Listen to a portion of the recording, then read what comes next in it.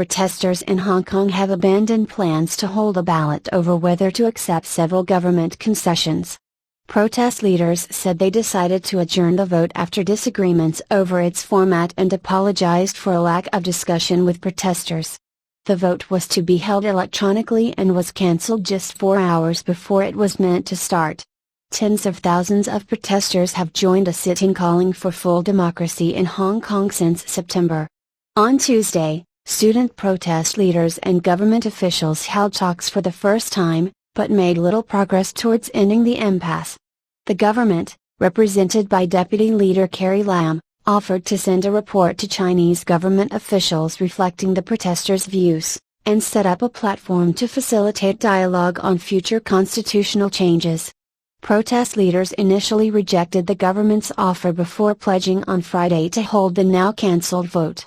"We feel we have been conducting the vote hastily," said Benny Tai, one of the founders of the Occupy Central protest group. "We decided to adjourn the vote at the square, but it doesn't mean the movement has stopped," he told AFP. In a statement, Occupy Central said, "We apologize to the public for the lack of discussion among the participants before making the previous decision."